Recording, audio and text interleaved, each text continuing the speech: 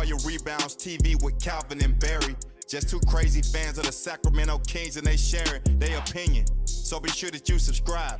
It's for the fans, by the fans. Whether you chilling on the couch or wilding in the stands. For laid back conversations about the Kings, subscribe here. Staying down until we come up thinking this gonna be our year. We're here drinking beer, talking about the Kings. Be sure you subscribe so you can hear that bell ring. Yeah.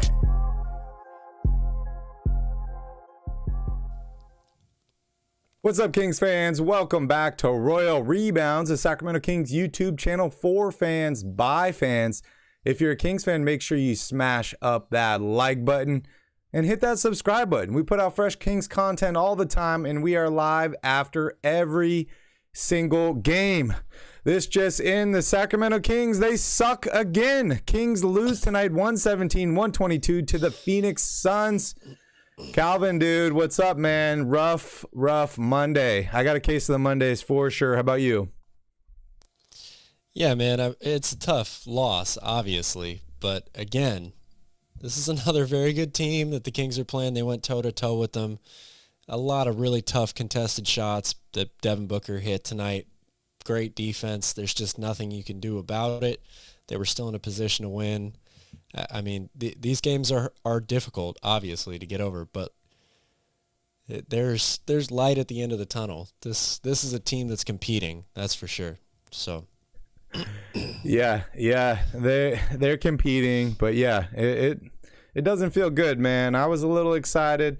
They got my hopes up there at the end of that game, dude. Kevin Huerter, awesome steal. I love that double team. That was great. And then good old-fashioned Kings. Can't get the rebound. Kings lose.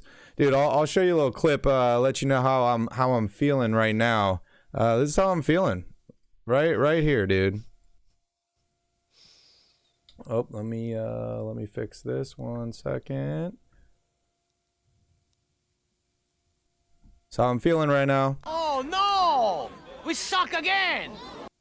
Yeah, we suck again, Calvin. Exactly how I'm feeling right now. Exactly how I'm feeling. Give me your first thoughts on the game, man. Well, again, this was a really hard-fought, tough, grind-it-out type of game against a team that's been a top, 5 offense and defense all season long. I mean, Phoenix hasn't really played that well away from home. They've been the best team in the NBA on their home floor, and the Kings have been a really, really good team at home as well. But look, you look at the team stats, you're really happy with a lot of things that the Kings did in this game. 32 assists is an incredible number to hit. 64 points in the paint is a great number to hit. The shooting percentage is about the same. The turnovers about the same. This game came down to execution. The Kings had some really untimely turnovers in the fourth quarter. Devin Booker hit a bunch of really tough shots. And then when they went to the double team to force it out of his hand, Damian Lee hits open three after open three, and that was essentially the game. The Kings have played this exact type of game before, and they've come out on top. Like when they beat Golden State, they forced Steph Curry to pass the ball. Other guys missed shots. Tonight, that wasn't the case. And offensive rebounds really hurt Sacramento as well, including that one at the end when they were still down 3. Definitely. As you guys can tell, I'm in a little bit different of a mood tonight. Not feeling so good because of the Kings loss. Dude, 3 games in a row now. That's rough, man. I mean, we're all about the streaks this season. We lose 4 in a row to start the season. We get hot. We go on a 7-game winning streak. We just gave it all back, man. 3 losses in a row. Hopefully the Kings can get back on it at home against the Pacers. Shout out to all my Kings fans here in the chat. Ninja, Gothan, Bench Matthew. We got the Bouncer here. Vang, Sean, PK, Neil. What's up, guys? Welcome in. Rough game. Fox didn't play well tonight. You're right, Ninja. It's rough, man. It's rough. And you're playing against the best team in the Western Conference. So I guess what can you really expect, right? What can you really expect? I guess I just got my hopes up a little bit. I thought that this team was a little different this year. I was feeling pretty good late in the fourth when they went on that little run there. Then, of course, Phoenix hits a couple shots. I see some people talking about hero ball. I mean, dude, Devin Booker the amount of times that guy was on the ground, it is absolutely ridiculous. I feel bad for all the little kids that had to wipe all the sweat off the floor, because that dude was literally on the ground every single play, Calvin. And, the refs are undefeated, continue to making bad calls against the Sacramento Kings, and we lose another one. Yeah, it's unfortunate. I mean, look, Devin Booker is a great player. He does get away with a lot of using his off arm to create space on his jump shot. He's definitely not the only player in the NBA that does that by any means. I do think that one of my least favorite things about the NBA right now is in terms of officiating, I think they really need to take a closer look at the offensive player initiating contact on a shot. It's already so hard to play defense. I get it if you contest a shot and your arm comes down, even if you don't make contact, refs are looking for that. They're going to make a foul call every time. But I see too many times where the offensive player is out of control, or they have a herky-jerky motion to their shot or their attack at the rim, and they're the ones initiating the contact and they get the foul call. It happens too much in the NBA. I think that they could let a lot of those go as non-calls. And yeah, when you hit the floor every single time, that foul on Davion at the end was a foul. I'm not going to lie. That was definitely a foul. He hits his arm in the act of shooting. It's pretty clear. But there were definitely a lot of calls that could have gone the other way. There's a lot of calls that could go the other way in every game. The Kings were still in this game to win. It came down to executing at the end, and the Phoenix Suns executed better. They just did. Offensive rebounds, they did. Big shots. They Yep. didn't turn the ball over. Yep. That's the game right there. I mean, they turned the ball over late, dude. Kevin Huerter was the hero, dude. He was the hero. And They did, but the Kings had couldn't get the a rebound. bunch of turnovers before that when they were still trying to get back in the game. Yep. Yep. And in the third quarter, the Kings were ice cold from the field. They were actually playing really good defense in that they were contesting shots. Devin Booker was hitting a ton of really, really tough shots, and the Kings were not able to score to be able to counter that on the other end. Suns built a double-digit lead. Kings are able to come back, but again, you dig yourself a hole like that, you have to play pretty much perfect down the stretch, and the Kings could not. And I'm wondering if De'Aaron Fox is okay, honestly. I don't know if there's something going on with him, but I mentioned it to you during the game. I was surprised at how many minutes he was playing. I felt like he was being held out of the game a lot. At 29 minutes, I think, tonight. Monk played 30. Davion played 25. So, and he didn't, have his best game by far. So it's interesting. I don't know if there's something going on with him or not, but. Yeah, definitely a good point. And that's something we'll definitely touch on a little bit later. Shout out to Alex here. Appreciate you and your positivity. Matthew sounding like me when I'm playing fantasy football. He said, at least I had Booker and Huerter on my fantasy team. Yeah, that's how I was feeling this weekend too. Watching my Rams get their ass whooped I was like, at least I got that person on my fantasy team. It feels good. It feels bad. But hey, if you're just joining in, welcome in everybody. The Kings officially lose tonight, 122-117 to the Phoenix Suns. No Chris Paul. He's still out dealing with the heel injury. Cam Johnson is out with the surgery to remove the meniscus. Jay Crowder is still out. I guess due to a trade request. And then Trey Lyles was a late scratch for the Sacramento Kings with a non-COVID related illness. The Kings lose, but I'm going to try and turn this around, Calvin. I see everybody here in the chat. They want more optimism, more positivity. I can be that guy. The Kings are still above 500. They're 10-9. It feels great, dude. We haven't been this good in a while. I'm a little disappointed about this game, but hey, I'm going to try and get in the mood, Calvin. I'm going to try and bring some energy here to the pod. But dude, I was feeling great. I've been that guy for the last 3 games. Everybody's so down. I'm the only one that's saying, relax. These are really good teams. They're on the road, all this stuff. They're competing. But yeah, give it to me, Barry. Make me feel optimistic. Come on. Dude, I was feeling great early on in this game. KZ was playing early. I love the addition of him, right? Playing defense, hitting some threes. I saw Sabonis hit a 3 early. The Kings were not taking a bunch of threes. They were getting to the basket early on. I really like that. I love the energy from Davion Mitchell. The dude was all over the floor. Shout out Brian. And I really felt like the Kings had a chance in this game. But watching more and more of this game, I'm thinking to myself, like, wow, this Phoenix team, yeah, they're playing hero ball, and Devin Booker is shooting lights out. I think he had 44 in this game. was playing exceptionally well. But maybe this Phoenix team is getting a little bit better without Chris Paul, right? I thought we had a great chance without Chris Paul. DeAndre Ayton's eating inside. The dude is playing incredibly well. Calvin, he was one of my keys to the game for the Kings during the last podcast, was to focus on DeAndre Ayton because he had a huge mismatch down below. And that late offensive rebound by the Phoenix Suns, it wasn't even him. It wasn't even him, dude. So, I was definitely a little bit surprised there, but I'm going to try and bring some energy. But before we do that, let's dive here a little bit into the box score. So as you can see here, Kings lost. They suck. Sabonis, 37 minutes. There goes for him the tonight. optimism, folks. 17 points, 9 rebounds, 10 assists, 8 of 10 from the field, 1 of 2 from three-point range, 6 points for Harrison Barnes. He definitely struggled in this game, especially late where he gets the ball, can't figure out what to do. There's like 6 seconds left. He held the ball for 5 seconds of those before he could make up his mind. The age is definitely getting to his brain. It's taking him a little bit longer to make decisions here. Keegan Murray, a bounce-back game for him. 11 points, 5 of 11 from the field, 1 of 1 from three-point range. Only 11 points for De'Aaron Fox, limited, only 29 minutes for him, 5 rebounds, 5 assists, had a bunch of steals in this game, 18 points for Kevin Huerter in 32 minutes, 8 of 15 from the field, did not make a single three. Calvin, this is 2 games in a row now with not a single three by Kevin Huerter. He was on an incredible shooting streak, so I guess he seems to have cooled off and come back to earth, but we'll see what happens.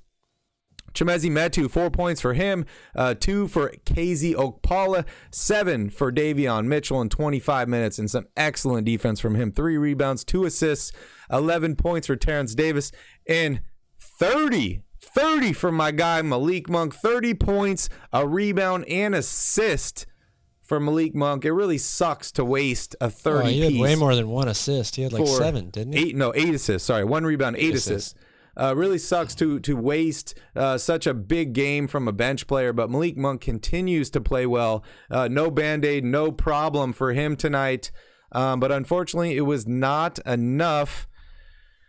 Man, what a disappointing loss. Calvin, I want to hear from you what you saw at the end, and I'm going to grab a beer and try and bring some more energy. Well, look, I think I already said what I saw at the end was I thought the Kings defense was really good overall for this game. I mean, Devin Booker is a great player. He makes great plays, and he's really, really good at contested shots. That's one of his absolute strengths. So even when you play good defense on him, Davion had him on the ropes on a lot of possessions, but he was able to get bailed out because he has the length advantage, and he was able to get shots off. That's why they went with Harrison Barnes on him at the end of the game there to get a little more length. The Kings, I think they were in a position to win this game, right? Like when they're down 5 there, you're worried about it. The free throws by Booker make it pretty unrealistic, but then they really good execution in the full court press. I think the Kings just had too many turnovers early on in the fourth quarter or in the middle of the fourth quarter, and they struggled to score, in much of the second half. Phoenix was able to go on a run. They were still there at the end, though. I think this is progress, right? Like the Kings are in these games. They're going to be better for this in the long run. It's still not even December 1st. I know the Kings have been very up and down in terms of winning streak, losing streak, or losing streak, winning streak, losing streak, all that stuff. Every team is going through this right now. The Jazz, they got off to this great start. They're like 2-10. Don't compare us to the Jazz, Calvin. Oh, no, come on, man. I'm saying every team is going to go through these stretches, even teams at the top of the conference. So this is another good test for Sacramento against a really tough team. They had a chance to win the game. They were there the whole way. If Kevin Huerter hits a couple threes, if they get a normal game from De'Aaron Fox, they probably win this game. So, yeah, I agree. What do you think's going on with De'Aaron Fox? I mean, he didn't look really off tonight. Obviously, I were talking about free throws. It didn't seem like they were getting to the basket enough, getting enough calls like that. He had some crazy shoes on, but why do you think De'Aaron Fox only played 29 minutes in this game? What do you think's going on with him? Any idea? Because I'm puzzled. I'm not really sure. I mean, there could be obviously a ton of different things going on with him. Yes, I know that he announced he was going to be a father earlier today. That kind of took over social media. I don't really want to think that it's that, unless he's worried about some complication with his wife or something like that we don't know of. But that would be an unusual thing I think to bother you. So maybe he tweaked something at some point on the road trip and we don't really know about it. I mean, there could be a lot of different reasons. Keegan Murray, we all were pretty puzzled as to why he had this huge drop-off, and then we learned that he has the issue going on with his grandmother. So there's a ton of things that could potentially be affecting him. I'm just a little surprised that in a close game like this, especially with the way Fox was playing on defense, he had 3 blocks in the second half. He was really contesting shots really well. I know Davion was given a lot to this game defensively, and Malik Monk was their best player on offense. So it's tough to kind of pick and choose with the lineup like that when you have guys playing really well. But I was still surprised to only see that he played 29 minutes in a close game when Devin Booker is going off. Maybe he's not getting a lot of sleep. I mean, De'Aaron Fox already is a father. This is his second child that he'd be welcoming into the world. First one with his wife. But he does have one before, so it's not like first time being a father or anything like that. But yeah, interesting situation. Shout out to Alfie Man, Jeremiah, Sean. I think I said hi to you already. Bill says the defense was terrible. We gave up the lane over and over again. Yeah, Calvin, you and I saw that, right? They just continued to drive to the basket. A shout out to yes, Tito. I would disagree with the overall statement that the defense was terrible, though. The Suns made a lot of contested shots in this game. A lot of contested shots. I mean, yeah, I see that, but dude, they did get to the basket over and over and over again. They did get to the basket. That's true. But this is the NBA. Most teams get to the basket. I thought that the Kings, overall, their defense, their recovery, the fact that they contested shots, they're one of the best teams in the NBA statistically at that. And it's hard to make a lot of those shots. The Suns knocked a lot of them down. You have to give them credit. They're a really good team. It doesn't mean the defense was terrible. As for the Phoenix Suns, almost all starters are in double figures except for Cam Payne. 44 points for Devin Booker tonight, 15 for Damian Lee off the bench, including 3 3-pointers. You mentioned the team stats. Pretty even as far as field goal percentage tonight, 53-52. Both teams did not shoot well from three-point range, only 31% from Phoenix. Free throws pretty even as well. Rebounds, the Kings lost that battle 45-37. Kings led the assist battle, and then turnovers right there, 17 and 16, pretty even there. Points off turnovers pretty even there, and points in the paint pretty even as well. This was Devin Booker was the difference in this game for the Phoenix Suns. Great player. He was. Damian Lee was a big difference in this game as well. True. He definitely did hit some shots. I was hoping a guy like Malik Monk could help even out. 30 points off the bench definitely helps this team, but unfortunately it was not enough. Shout out to anybody that can guess what kind of beer I'm drinking tonight. I will give you a hint. It is not a Modelo. Not a Modelo. Shout out to everybody that's just joining in. We appreciate you guys. Please don't forget to smash up that like button and go ahead and share this stream and this channel with all your favorite Kings fans. We greatly appreciate it, and it really does help us grow. PK, my guy, you're right. Pacifico. Calvin's got one too. Oh, snap. Calvin, were you drinking that on the camera? He already knew. That's the first sip I've taken since the show started. Corona. Sorry, Bill. You are wrong. Matthew, wrong. Alpha. Dude, you guys don't even know me. You guys act like you know me. You don't know me. PK knows me. Oh, what beer is Michelob? Michelob. Michelob Ultra? Michelob. Angry Orchard. Oh man, splitting a Ooh, I love Deschutes. Jubilee with my wife. Wow, Love Central it. Valley Shout King is out. drinking fire right now. Apparently, PK, stop following me, man. Stop following me around. Anyways, back to the game here. Calvin, it's quite unfortunate here. We were looking good. We were feeling great, right? 7-game winning streak. Now, it's a 3-game losing streak. We were looking at the schedule ahead of this, right? And we're like, okay, this is a really tough schedule. We got Memphis, we got Atlanta, we got Boston, Phoenix, right? These are all tough teams. We were able to squeak out a win against Memphis for the first game of this, right? Then you had 2 more games on the road. This was a very tough road trip, right? We had 3 games, I believe, in 4 days. Then you go on to face Phoenix back at home here. Phoenix has the best record in the NBA.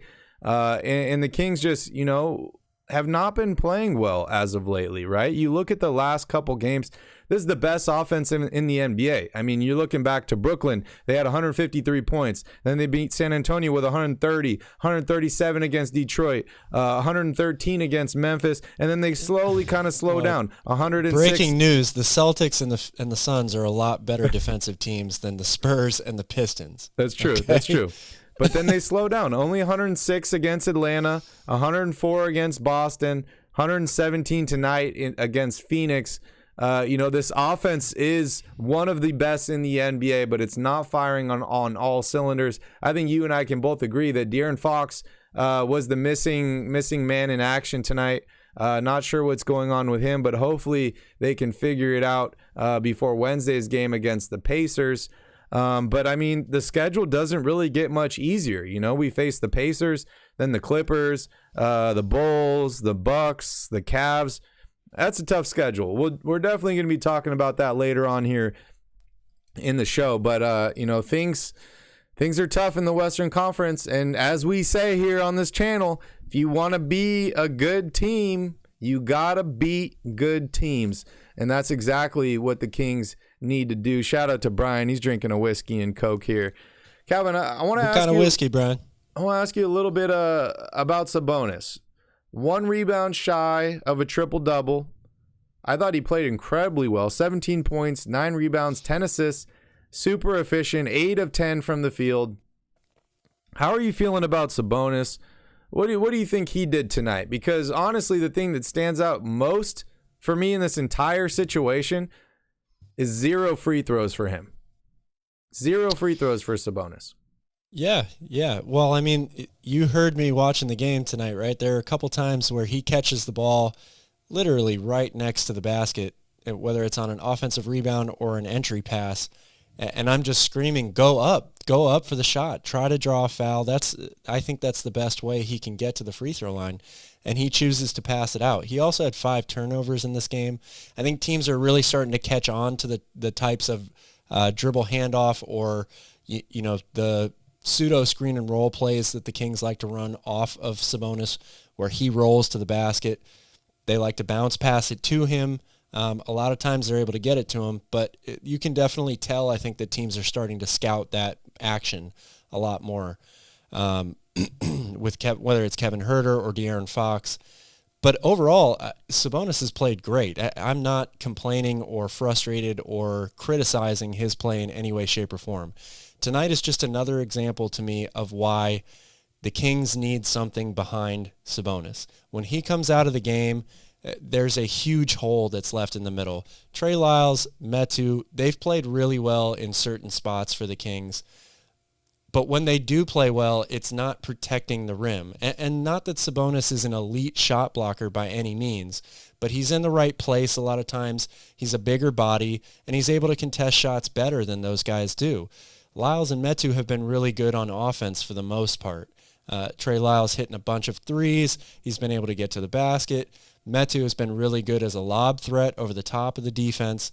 And yes, they rebound. They provide effort in there. But the Kings lose so much when Sabonis exits the game. And it's not just around the rim.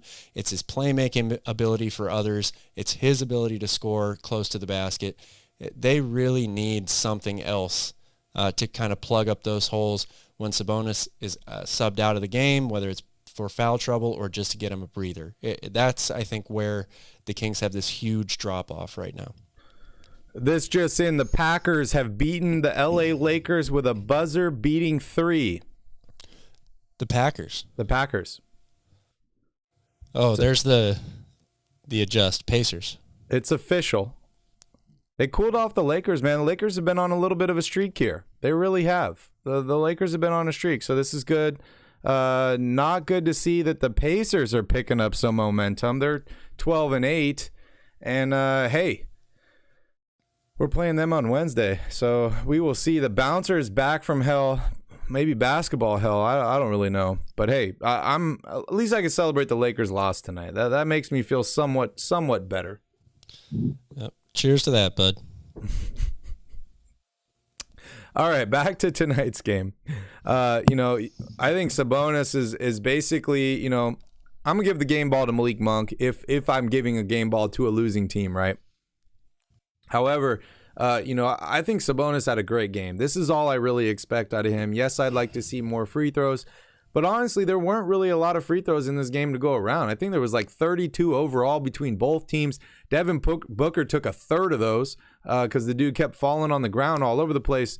The referees didn't want to blow their whistle except when Devin Booker was involved. So quite unfortunate. I would like to see Sabonis be a little bit more aggressive. It's hard to say that. A guy that made 8 of 10, almost a triple-double, but I would like to see him be a little bit more aggressive.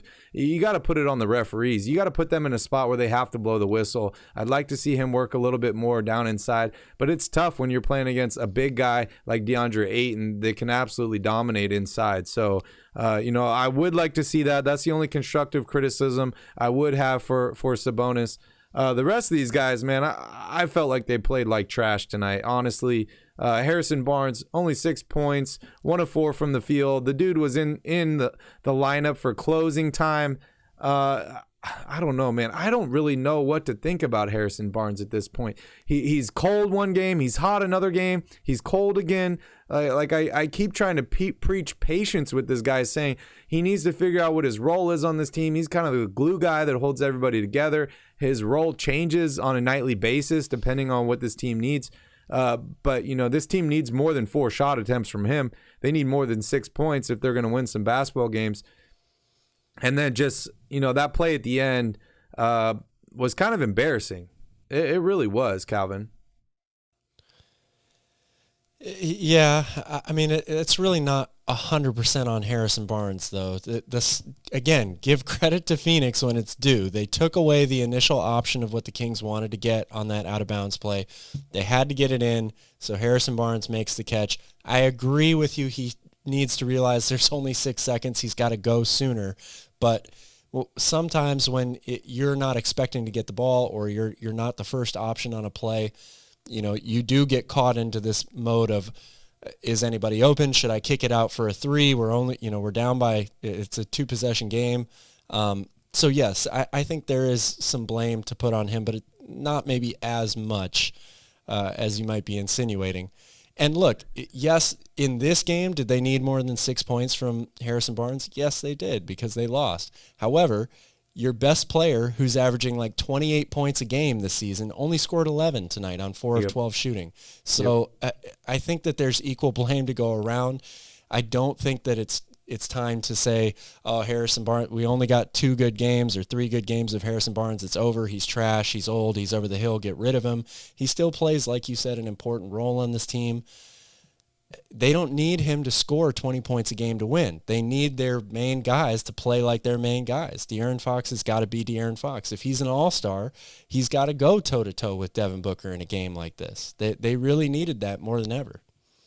Shout out to Brian here. Brian, appreciate the super chat. This is definitely going into the beer fund. Thank you so much, Brian. Brian says, what players would it cost us to get Zion if we were to do a trade and keep Sabonis? Oh, wow. Calvin, I don't even know if we have enough to get Zion, but I was going to say, I'm sorry, Brian, but I think this is a completely unrealistic thing to say. I mean, even if the Kings were to say, we'll trade anyone on our team, you pick any 5 players, we'll give you any of them. Why would they do that for Zion? It just doesn't make sense. It's not like getting De'Aaron Fox would push them that over the hill. They already have McCollum, who's a really good point guard. They've got Brandon Ingram. There's no need for them to get any of the Kings' wings. I just don't see that being physically possible. Unless the Kings were going to say, look, we'll give you every draft pick for the next 25 years. There's just no reason. And even that, I don't know if the Pelicans would do that because that doesn't help them right now, and they're ready to win right now. Brian, I like the enthusiasm, but honestly, the problem with trading for a guy like that, it's like kind of the same reason why I've been like anti-KD, and honestly, they're in much different situations, right? Because KD's kind of over the hill, Zion's much younger, but it's like you got to give up so much to get a player like that you got nothing left. You have nothing left. Like, are we going to win basketball games if we throw Zion and Harrison Barnes out there, or Zion and Metu and KZ? That's going to be our lineup. I like Zion a lot. I think it'd be great if we can pick him up. I just unfortunately don't see a potential deal. I honestly think that the Kings have a better chance of trading for Kevin Durant than they do Zion Williamson. Because at least the Nets, you can actually argue that they would be able to use some of the Kings' pieces taking back. Like the Pelicans are so deep and they're so young. They're like 2 or 3 deep at every position. It's not a fair trade in any regard, I think. Shout out Vang. Shout out Charlie. Gee. Charlie says the Kings have 5 dudes who can pressure the paint. Fox, Monk, Barnes, Davion, and Sabonis. They need to get a foot in that paint, man. I agree, 100%. They had 64 points in the paint tonight. I want to see more, Calvin. That's a great number to hit. I want to see more. And I want free throws. That's what I really want. Is I want free throws. They could have gotten to the free throw line more. Yes, absolutely. It's not like they weren't getting feet in the paint. They had transition opportunities. They were getting feet in the paint. They outscored Phoenix in the paint. Shout out to Key Kings. Key King says Fox looks injured. He didn't really look injured to me. He just looked passive. I'm interested to hear why you think he looked injured. Passive might mean there's something going on. I kind of agree. I'm really curious. Tonight was not a typical Fox game. He's been really consistent for them all year long. And the minutes played, too, is startling to me, right? Like, he's Mike Brown's guy. He knows that Fox is one of his main horses. For him to only play 29 minutes tonight in a really close game, a game that they had a chance to win at the end, it's puzzling to me. The bouncer says, I don't want Zion eating pizza at night. Dude, I don't give a shit. If I can get Zion, he can eat as much pizza as he wants. I just don't see it happening. I really, really don't. Scott Pollard is still available. We could offer him a deal. Ninja Style wants Alex Len for Zion straight up. I would definitely do that deal. Definitely do that deal. All right, let's talk a little bit about Keegan Murray, the rookie. Have we figured out? I don't think we figured out like a really good nickname for Keegan Murray yet. Have we? I don't know. Does he need a nickname? I mean, I talked to Jerry. Just let him play well. I talked to Jerry and Grant, and I said we need a Keegan Murray nickname. Haven't heard back yet, so hopefully we'll get on that soon. But hey, Keegan Murray, a bounce back performance, 11 points, 2 rebounds, an assist, 5 of 11 shooting from the field, 1 of 1 from 3-point range in 23 minutes. I thought Keegan Murray played pretty well tonight offensively. Defensively is a different story. I think he looks a little bit lost out there. I'm just going to preach patience. I'm going to continue to preach patience, right? This dude has not played many NBA games. And, one thing to really look at is the dude is a number 4 overall pick.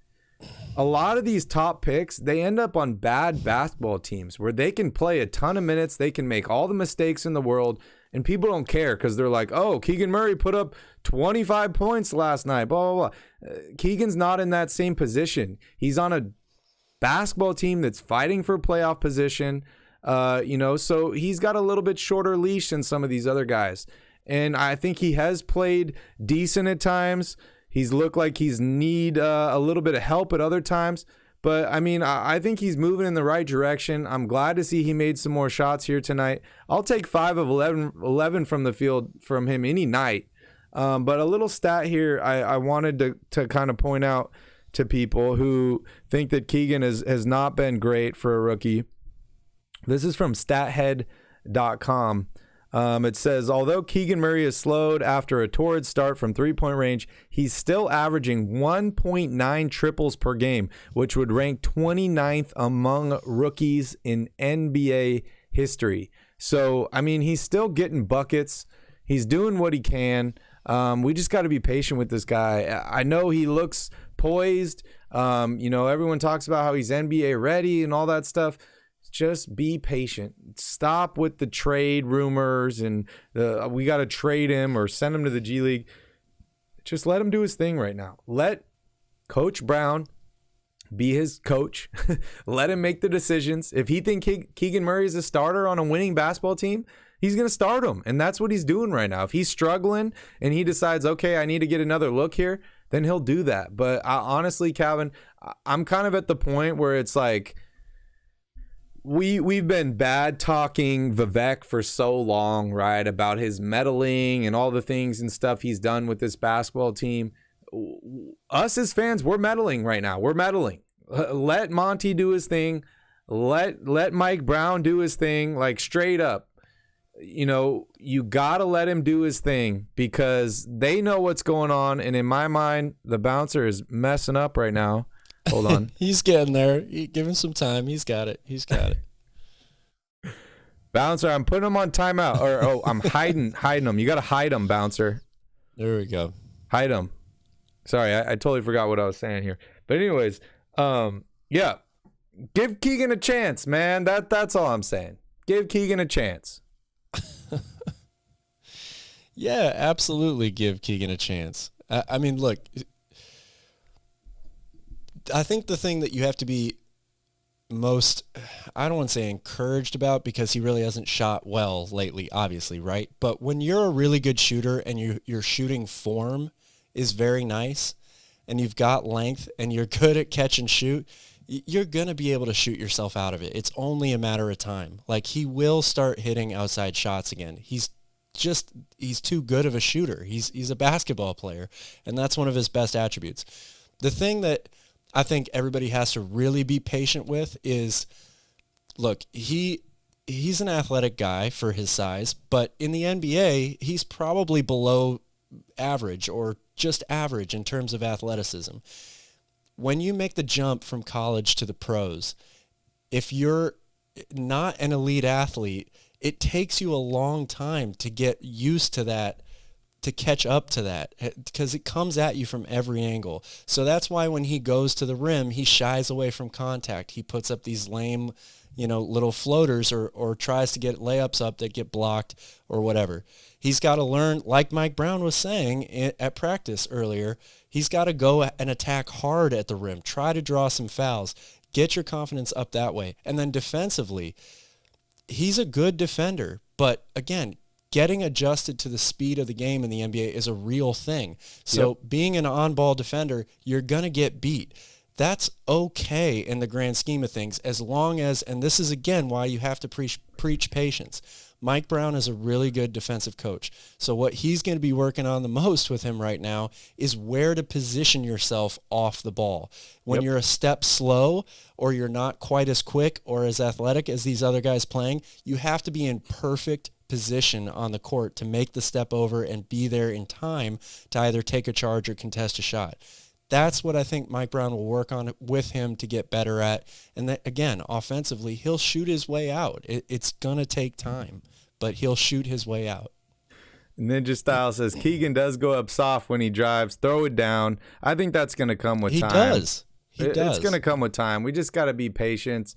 I heard the rumors that Keegan switched places with his brother to help secure an NBA contract for his brother and all this stuff. I don't think that's true. I think Keegan's obviously had some personal issues going on.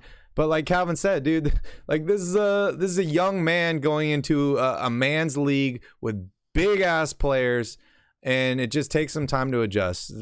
That's all it takes, man. It just takes some time, and you know, like, how good does it feel though that like our team is actually good, and we're talking about like, hey, this rookie's not really helping us like make the playoffs. Do we bench him? Do we do this? Do we that? Like, it feels good just to even be in that conversation, right? And not just be like, trade everybody and let Keegan Murray play 40 minutes a game because we suck this year.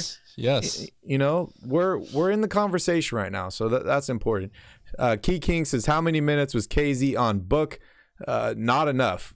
Only 5 minutes for KZ, and I think all those came in the first quarter. So definitely, I'd like to see him out there a little bit more.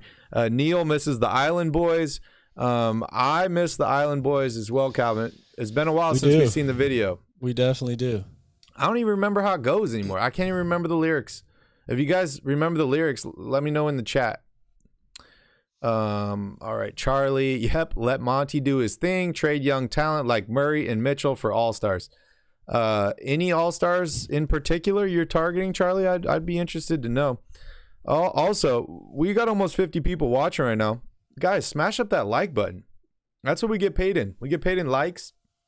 50 likes.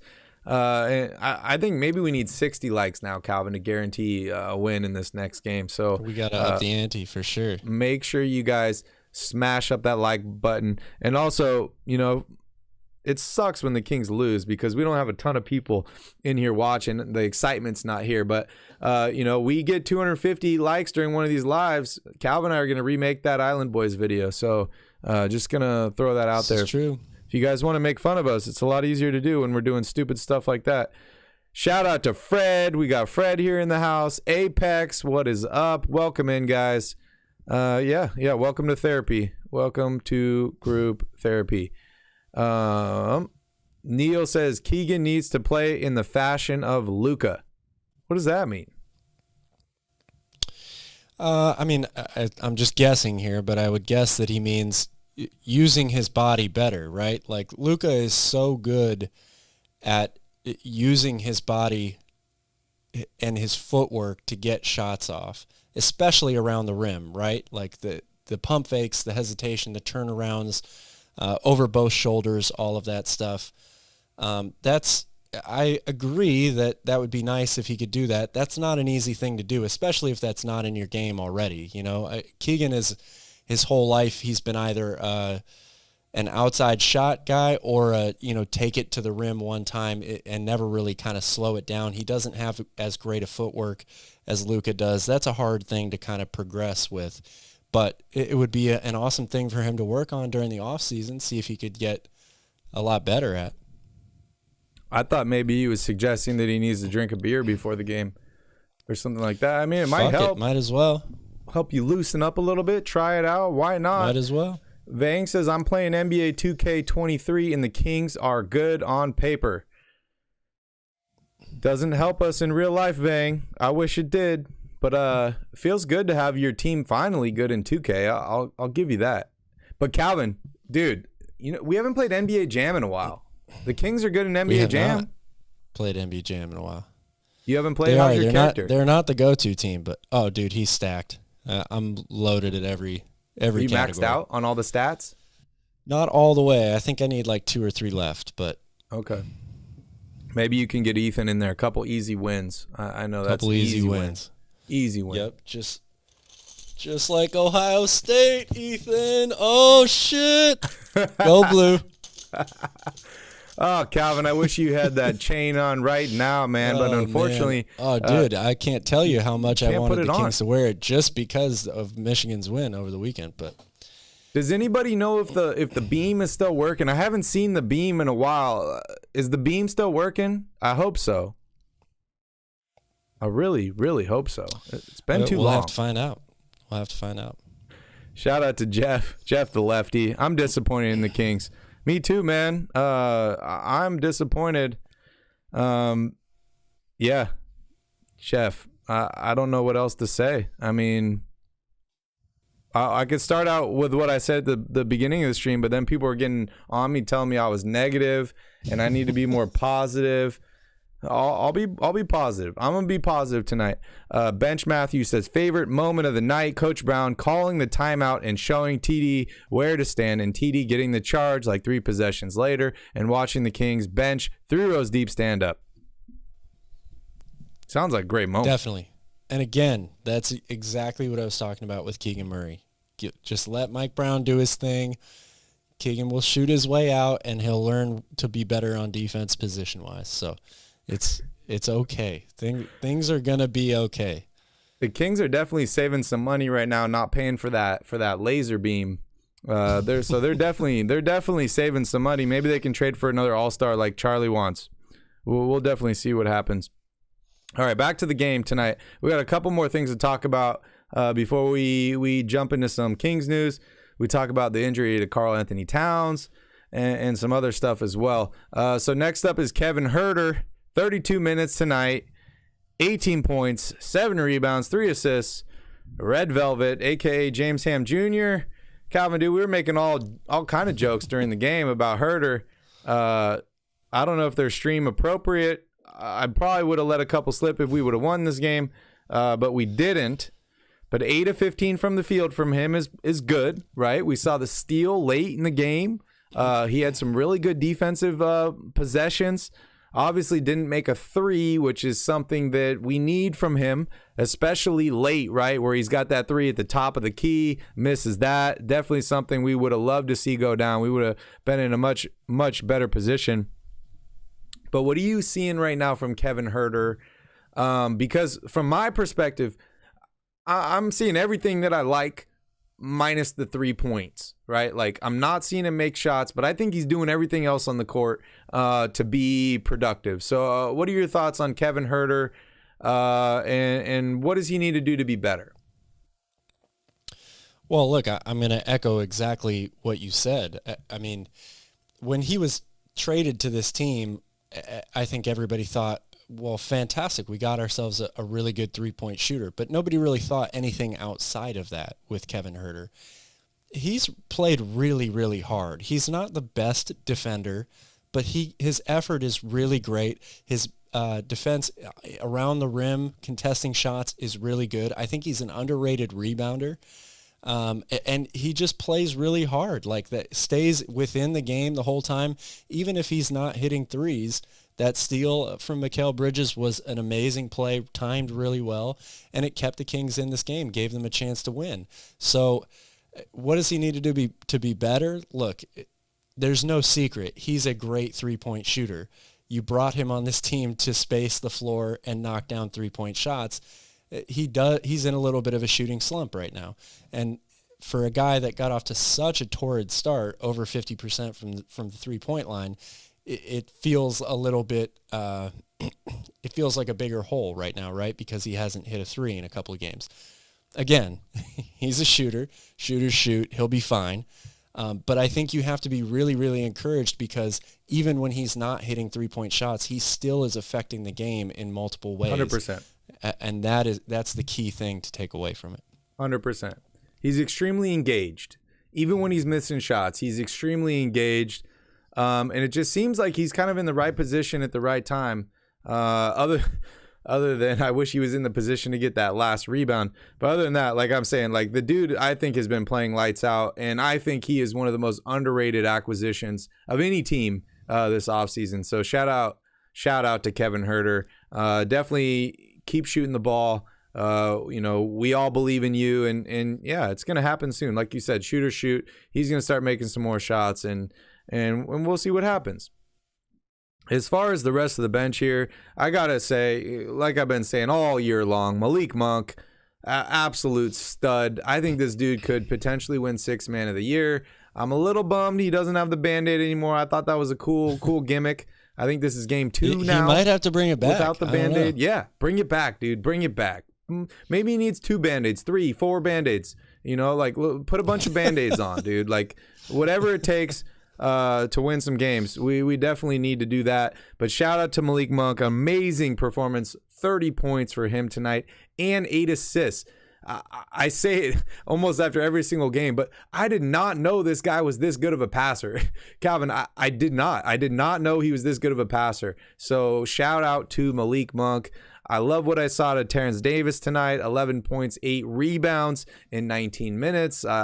There was a few mistakes by him in this game, but for the most part, I love his energy. I love his effort. And Davion Mitchell, I guess I could say the same thing for him, right? Only 7 points in 25 minutes. I was a little surprised he wasn't available late in this game, to lock some guys down. But I love everything that I see out of Davion Mitchell from the defensive end of the floor, and I keep preaching patience with him as well. It's going to take some time for the offensive end to catch up. But I do think that this guy can be the next Marcus Smart. We just need to give him some time, which is tough because we have a young team. Everyone wants to win now, right? We're competing now, but we still do have some good young players that are progressing. And I think that's a great thing to have is, we're not just going to reach a certain peak and then just get stuck there and have to make a huge deal or, something like that. Like we have guys that are continuing to get better and will continue to get better for the next 2, 3, 4, 5 seasons. So that's just going to help the natural progression of this team to get better and better and better. Still not changing my thoughts on the Kings making the playoffs this year. I still think that they will make the playoffs. And I think that De'Aaron Fox will be an all-star this season. However, a disappointing game for him tonight from many different fans. And we'll definitely see what happens tomorrow. I haven't seen the post-game press conferences, so we'll see what he says. We'll see if the team releases anything. Maybe he's on the injury report for Wednesday's game. We'll definitely see there. As far as Chimezie Metu, a lot of people are really mixed on Metu. I think you and I like him for what he can do, right? We talked about he's taking less bad shots. He's passing the ball more. Obviously didn't do any of that in this game. Only 4 points, 0 rebounds, 0 assists, 11 minutes. I'm a little surprised, right? With a guy like Trey Lyles out, I thought we'd see Metu play a lot more minutes in this game. But he didn't. Calvin, how are you feeling about Metu right now? I still feel the same way about Metu. Look, he's not an all-star. I feel like people are perhaps expecting a little bit too much out of him. I think you got to keep in mind this dude is, first of all, he's being asked to play a different position that he's not. He's not a center, but he's being asked to play center on this team. And he's also being asked to change his style of play. I think Mike Brown is the first coach that he's ever had as a professional to come in and say, look, I don't want you just chucking up threes all the time. Yes, if you're wide open and it's within the rhythm of the offense, you should probably take it. But we're asking him to do a much different thing that he's ever been asked to do in his career. Make plays for others, play tough defense against much bigger guys, go to the rim, rebound. And while he hasn't done those, at an elite level by any means, he's been very serviceable. Again, for a guy who's not playing, he's playing out of position. He's not a center. So I think if the Kings can figure out either a plan to get somebody in, whether it's a starting center, then they move Sabonis to the 4, or a backup center that they can really rely on, Metu can still give you some good, solid minutes off the bench at the 4. I think that he's ready to do that with playing in Mike Brown's system for, a quarter of the season or whatever it might be. But yeah, I think that the expectation for him right now is way too high, given that he's being asked to do things that he's never really had to do before. Yeah, I mean, he's basically being asked to be a mini Sabonis, right? When Sabonis is in foul trouble, they're like, okay, Metu, jump right in there, and we're going to run the offense through you. So I agree with you. It is going to take some time. I do think he is capable, right? He's not going to be what Sabonis is, but he can be a poor man's version of Sabonis. The biggest difference between a good basketball player and a great basketball player is consistency in my mind. And Metu is a good basketball player. He's not a great basketball player. So I don't think we can expect an extreme amount of consistency from him, at least at this level, right, from what we've seen. He's going to have some good games. He's going to have some bad games. But honestly, Metu is not the reason why the Kings win or lose basketball games. He is not that guy. So there's only so much you can really expect out of him in my mind. Here's a couple quotes from Mike Brown after the game. This one is on De'Aaron Fox. I know he's probably looking at this game tonight knowing he could have played better. I know we could have played better, and we're going to continue to push him in that direction. Doesn't sound like there's any injury concerns from the Kings, at least right now on De'Aaron Fox. Just seems like maybe he wasn't in a rhythm in this game. Do you think there was anything, because this is weird, right? Like, you'd think that maybe if Chris Paul were in the game, you'd be like, okay, Chris Paul, defensive juggernaut. Yes, he is a little bit older, but maybe he could slow Fox down, stuff like that. They didn't really have that guy tonight. So it just felt to me like Fox was just out of rhythm, couldn't find his rhythm throughout the whole game, more than it was like somebody was slowing him down. You agree? Yeah, I agree. I don't really know what the issue was. I mean, sometimes you just have an off game, especially when it comes to shooting. But I would be willing to bet a lot of money that De'Aaron Fox does not wear those shoes next game against Indiana. Oh, that's funny. Another quote here from Coach Brown. At the end of the day, their 17 second chance points is probably what did us in. I mean, we saw that rebound at the end, obviously killed the Kings. Second chance points have been a killer for the Kings for the past decade, and offensive rebounds and all that stuff. Any thoughts on that, Cal? He's absolutely right. I mean, again, if you look at the team stats, that doesn't tell the whole story of what happens in a game. But the Kings outplayed Phoenix in a lot of categories. Where they did not was rebounding, second chance points. So, and I think they outscored them in points off turnovers as well. But it was pretty close there, I think. So, yes, second chance points was huge. And again, a lot of that is done when Sabonis goes out of the game. Bouncer, no calls tonight, man. I'm not in the mood to take some calls, unfortunately. Shout out to Pixels here. Mike should just let him play, though, if he's going to talk like that. Yeah, I mean, that's fair. You're in an interesting position if you're a coach, right? Because players want to play. It's their job to play. They want to get out there. They're competitive people, but you're the guy that's supposed to protect them from themselves, whether it's an injury, whether they just don't have things going right. You're supposed to say, hey, I'm supposed to rock with this guy. I was surprised that De'Aaron Fox didn't play a lot of that fourth quarter. I think they put him in with like 5 minutes left or something like that. I think he definitely needed more time than that. But, being a coach is not an easy job, and you're in that tough position where you're trying to manage all these personalities while you're paying attention to the game. He's not sitting there saying, all right, De'Aaron Fox had 20 minutes. We need to put him back in here. He's not paying attention to that with 5 minutes left. He's worried about who can he put out there to get a stop and a score on this next play. So, would like to see him get some more. I bet you he's looking at the numbers tonight. He's going to look at those tomorrow, and he's going to say, how can I get Foxy more involved? That is one thing that definitely needs to happen is I want to see De'Aaron Fox get the ball. I want to see him have like 5 or 6 free throws in the first quarter in the next game. I think that would be ideal, is you just need him to be aggressive and get going early. Oh, well, I think he'll be aggressive early, seeing that Tyrese Halliburton is coming to town, and they'll probably be checking each other. You can bet that De'Aaron Fox will be going aggressively early. But look, I would also add Mike Brown has definitely not been shy at any point this season, at any position on the floor, to go with who's hot, right? I mean, when Terrence Davis is hot, he's stuck with him, played him big minutes. Malik Monk is hot, he's stuck with him and played him big minutes. So tonight, look, I know that Devin Booker scored a lot on Davion Mitchell, but no one defended him better than Davion. He just hit some really tough shots. That's what Devin Booker does.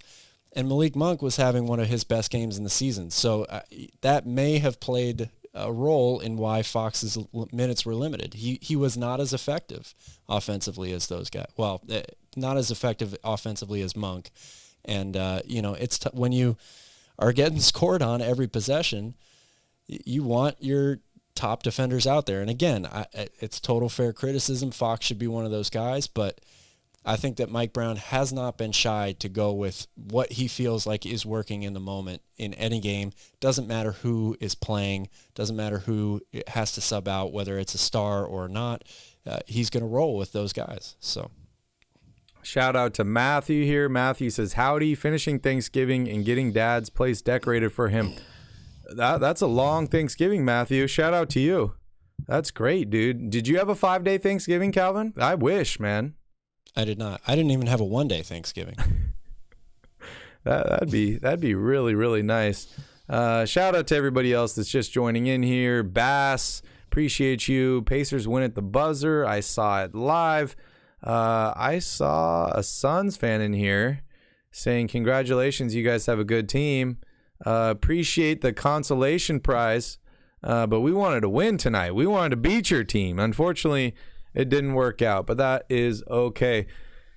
Calvin, I know you've been waiting all stream to talk about Neemias Queta and how well he's been playing in the G League. Give us an update so that we can all ask ourselves, why is he not being called up yet? Well, everybody's already been asking that question without him having monster games. I'm sure most people saw the other night his stat line in the G League, 38 points, 15 rebounds, 4 block shots.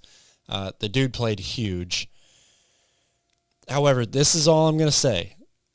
And I'm going to start what I'm about to say with, I believe that he should get a chance. They definitely need some help inside. He's a big guy.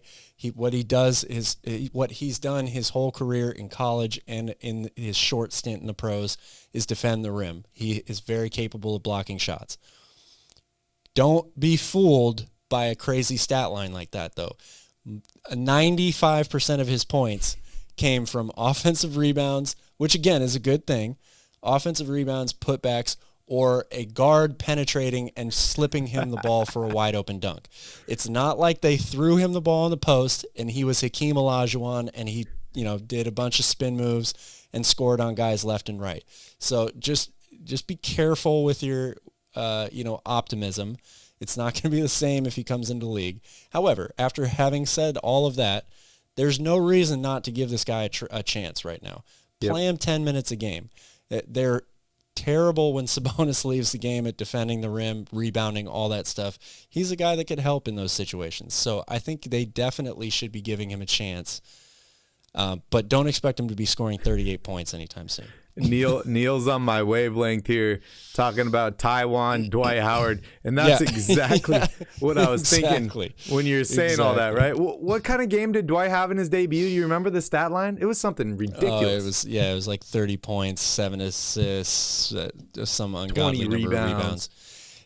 What's so funny is if you watched any of that game or highlights of that game, Dwight Howard was the guy bringing the ball up the court. Like he's wanted to do Dwight Howard's that. a great player, but come on, man. Dwight Howard is running your offense. You got a little bit of a deficiency there. Yeah, he's the Wilt Chamberlain of Taiwan, so that's definitely interesting. But yeah, Calvin, I agree with you. Why not, dude? Let's give him a chance. It's time to bring him up. As much as I like, everyone we got here on the roster, we need a rim protector. I think that's pretty clear, right? We've gone through winning streaks. We've gone through losing streaks. No matter what, we have all agreed that we need a rim protector. All the other numbers and things that he can do, I think, is just a bonus. But why not give him a chance, man? Give him a shot. Let's put him out there and let's see what he can do. So I'm definitely on that bandwagon, that's for sure. You want to give an update on Karl Anthony Towns? Yeah, Karl Anthony Towns suffered a non-contact, which is always the dangerous one, non-contact lower right leg injury today. They're calling it a right leg or lower body injury at the moment because they don't have an official, diagnosis. I think the team did release a statement that they are optimistic there is no severe structural damage, which usually means it's something like a calf strain. So hopefully he's not out for too long, but obviously they're awaiting MRI results. And for Minnesota, man, they've already gotten off to a pretty rough start. If they lose him for a long period of time, it could spell doom for the Timberwolves. Yeah, they're screwed. They are absolutely screwed. However, I mean, they got Rudy Gobert. I think Gobert can fill in the meantime, play center. He's much different style, different type of player. But, dude, this could set them back. it could really set them back a while before we see this Gobert Towns tandem finally take off and play together. They haven't really played much together, right? And so having this injury to him is definitely going to set them back. So I'll definitely throw that in here. Also, if you take a look here at the standings, the Kings are officially in the 7th spot at 10-9, just above the Golden State Warriors. That does feel good. And then Minnesota's down here at the 10th. So, Utah, Minnesota, both looking up at us. You also got Dallas and the LA Lakers down here. So I would not worry about Memphis here, at least for a little while they're trying to figure out this injury situation. You don't wish injuries on anybody, but yeah, definitely not good for them. Shout out to Lane here. Booker was unstoppable tonight, and yeah, he was mopping the floor, that's for sure. Alex says, real quick, yes, it was funny seeing Dwight run point, LOL, and I've been in the minority, but I really feel like Keita is slow like molasses. Also, airballs, multiple close shots. Hope he proves me wrong. Yeah, I hope he proves you wrong also, because he's probably going to get a chance on this Kings team pretty soon here. Calvin, let's jump here into the schedule and take a look at the next game. I loved all this green we had here earlier. Not so much on this red that's coming up here. But this next game, it's against the Pacers. Tyrese Halliburton is returning to Sacramento. He's bringing Buddy Hield with him. He's bringing Ben Mathurin and also Miles Turner. Kings are favorites to win this game, Calvin, even though the Pacers are 12-8. According to the injury report, Chris Duarte is out. Trey Lyles is still out. Calvin, give me your keys to this game.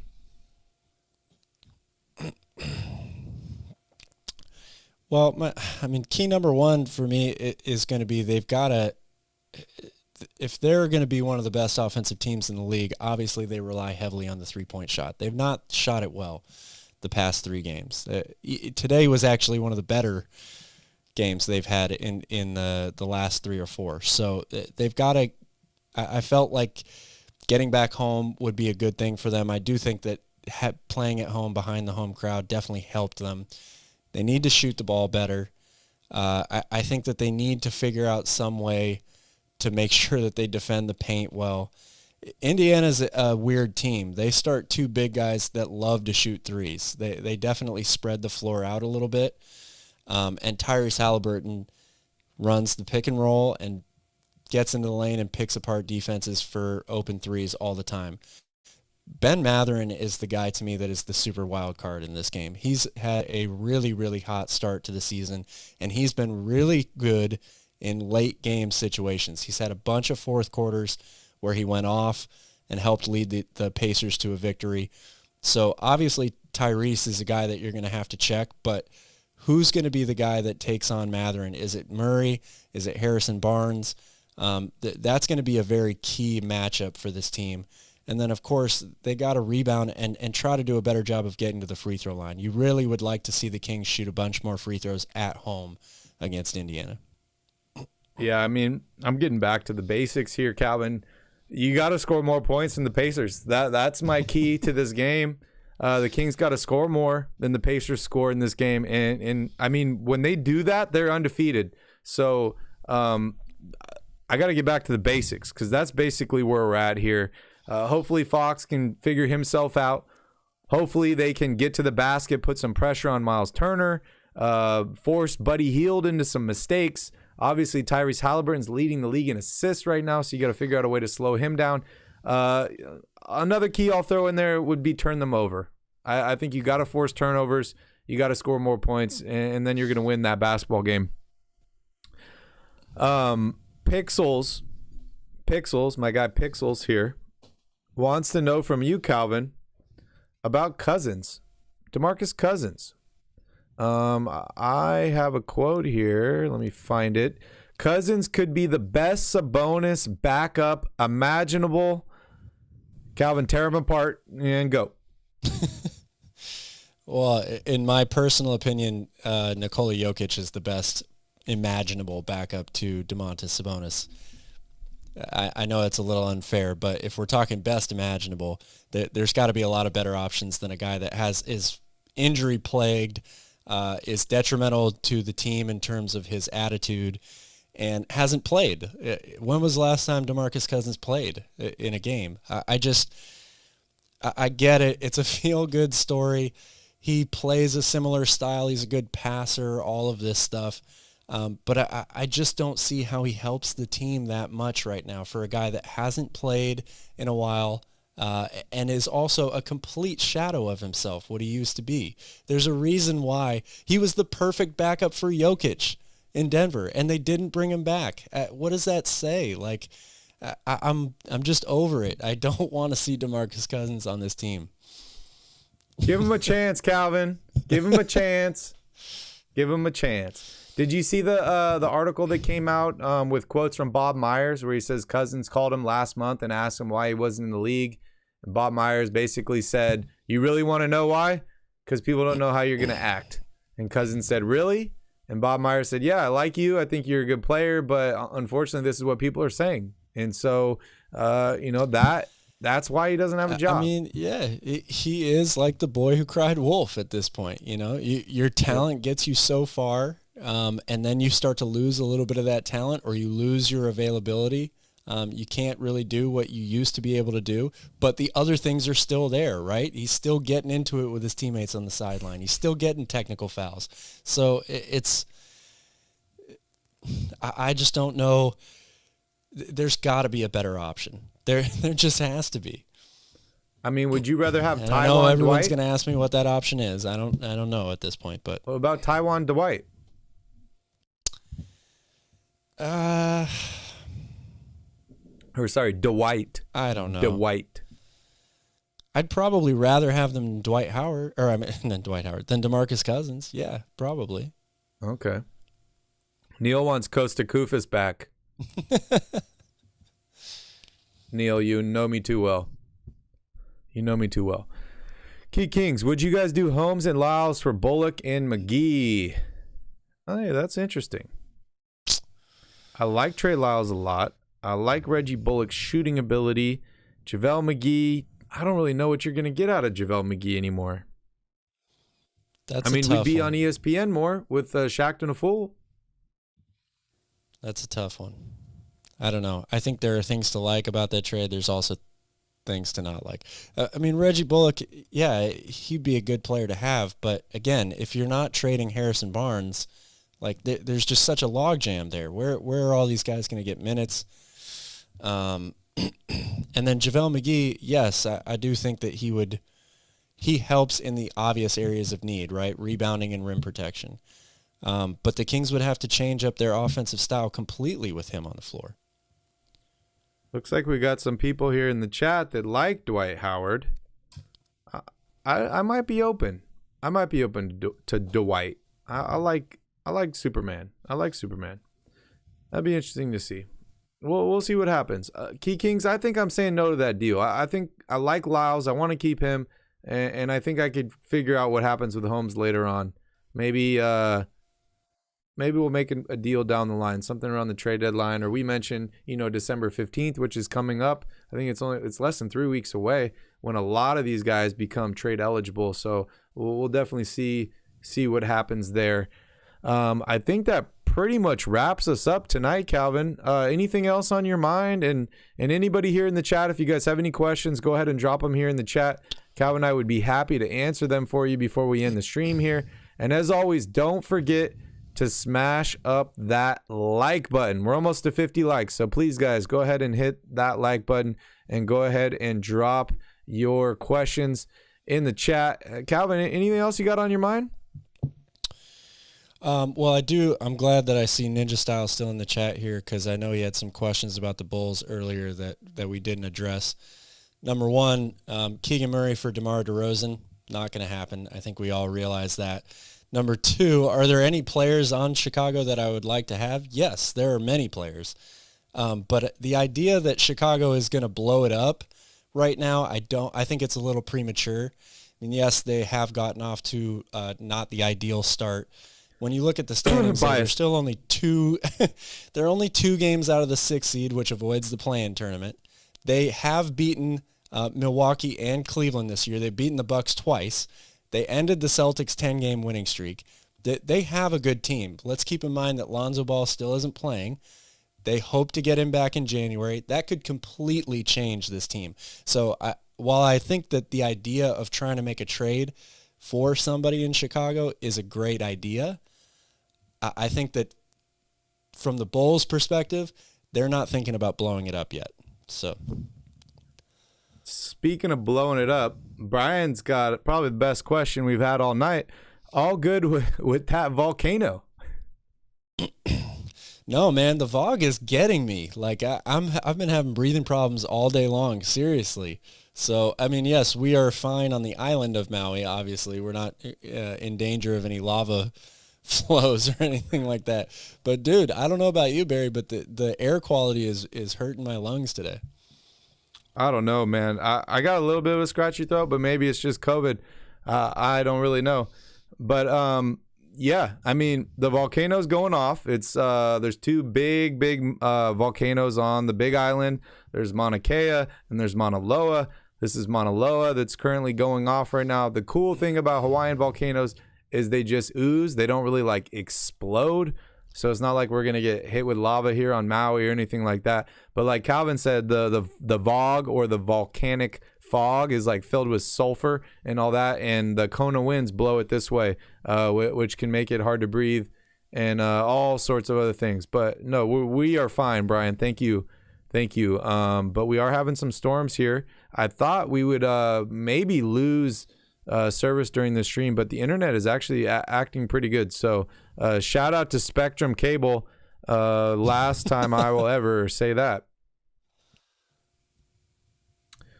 All right, you want to say any more stuff about your Bulls? Are you good? No, I'll save it till tomorrow. Don't forget to join us at Basketball at the Bar tomorrow. 2 days. Wednesday. Oh, yep, you're right. It's only Monday. Damn it. Somebody's got a case of the Mondays. A case of the Mondays for sure. No, I'm all thrown off because I work today. I don't normally work on Mondays. And so I think it's Tuesday. Yeah, dude, you were working yesterday too, weren't you? No, I was off yesterday. 2 days ago. I'm all confused too because I was at the Grotto Bar on Saturday. Yes. Drinking by the pool, dude. Should I tell everybody? They don't even want to know how much I was killing it in basketball in the pool at the Hyatt pool on Saturday. Hey, if you guys want to take me on in I don't even know what to call it, basketball, pool basketball, dude, that is my game. Water That's polo my basketball. Game. Yeah. I was taking on all these little kids. I hit 2 game winners. I was hitting shots from deep. There's no backboard. And Calvin, dude, they were calling me Kevin Herter out there. Were they? That's the name they were using? Not tonight's Kevin Herter. The other night. Other night Kevin Herter. Okay, here's another Bulls Mike, question. All these little kids. Here's another Bulls question for you, Calvin. I'm going to dish this one up real slow. A nice little ball right over the plate for you. What is happening with Levine?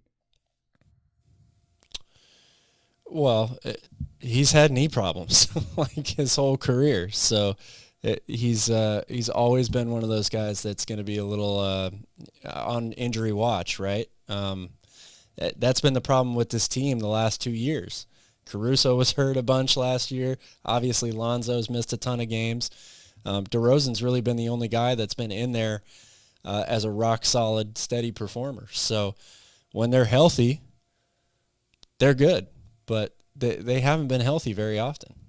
Levine might want to switch to pool basketball because it's easy on the knees. It is easy on the knees. That is true. And he's got that stroke. Maybe I was like DeRozan. They were calling me DeRozan because when I was shooting it, it goes in. PK says we need Jackson Hayes. Any thoughts on Jackson Hayes? That Pelicans team has so much talent, right? That it feels like you could pry away, 1 or 2 of those guys. You know which guy I'm going after on that team. That's Jose GTA Alvarado, my guy. But what are your thoughts on Jackson Hayes? Would you rather have Davion or Jose? Oof. I think I got him. I don't know, man. I like Davion, but the reason I'm laughing is not that. The reason I'm laughing is because the way you said Jose, it reminded me of that Family Feud clip. Yeah. Oh, dude, absolutely. One of the greatest. what is, how did it go? Oh, a boy's name. Give me a boy's name that starts with the letter H. Jose. Oh, man. If you guys haven't watched Family Feud, that is the shit. Pixel says, got a little behind, but thank you guys for another awesome answer. That was great. You are welcome. Vang just ate a Vicodin. My head hurts. Fuck the Kings, man. They keep doing this to me. They rip your heart out. That's what they're good at. That's what they're good at. Alex says, you guys think Holmes is in the doghouse or being held in case of a trade?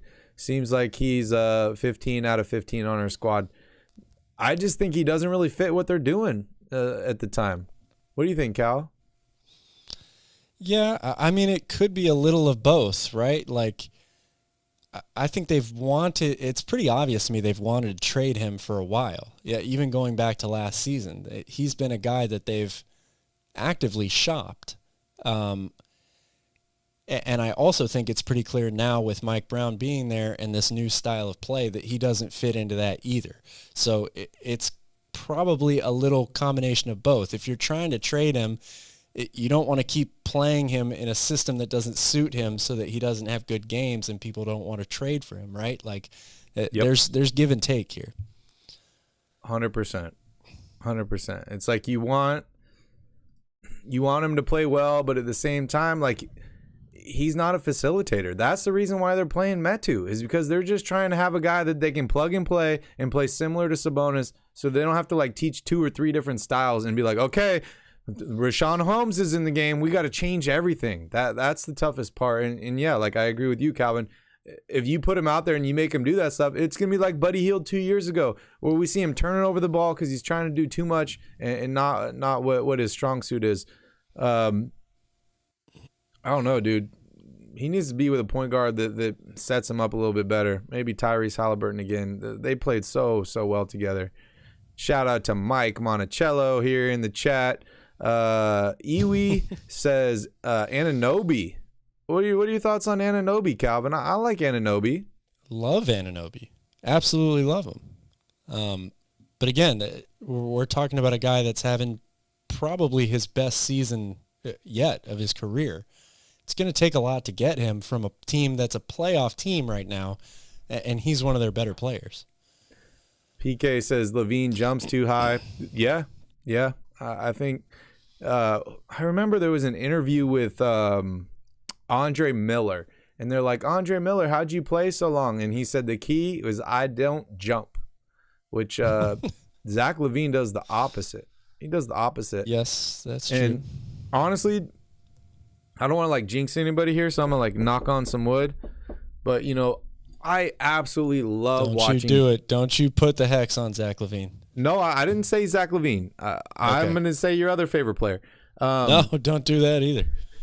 I absolutely love Ja Morant. I love watching him play. He is so enjoyable to watch. He really, really is. But I get worried about him, man. I'm worried because he reminds me of a prime Derrick Rose in a really good way too, right? Yeah. He's amazing. But at the same time, that dude's body takes such a beating that I really don't know how long he's going to last. I really don't. And it's sad. So I just enjoy watching him while I can now. I cherish the moment because the dude is absolutely incredible. He is so fucking good. I really, really enjoy watching Ja Morant. But like I'm saying, like these guys, it's hard to last that long. And that's one thing that is so amazing about Russell Westbrook. I know we hate on him a lot here, but Russell Westbrook has been so healthy in comparison for the style of play that he plays. We haven't seen many guys do that and do that for that long. So shout out to Ja Morant. I'm going to knock on wood one more time. That dude is so much fun to watch. He really is. And I hope Zach LaVine can get better. That's for sure. Bull. I mean, we'd love Bull. We'd really love Bull. Bouncer, I'm only having a bad night because the Kings lost. Other than that, I'm all good, man. I had a pretty good day. I went to Costco, and yeah, it's a good day when you get some samples at Costco. But yeah, let's move on here. Pacers game will be special. I agree with that. Let's see. Westbrook is a tank. 100%. Okay, I think that's pretty much it, huh? Wraps it up. Bryce made it in. Shout out to Bryce. Calvin, you got any last words for anybody out here before we end the stream? Man, rough 3-game losing streak, but if the Kings are able to right the ship against Tyrese Haliburton and the Indiana Pacers, all will be well. Everyone will be right back up. The beam will be lit. The cowbells will be ringing. And Get that if out of your mouth, Calvin. Get that if out of there. The Kings will be on their way to the playoffs again. So it's a big game on Tuesday.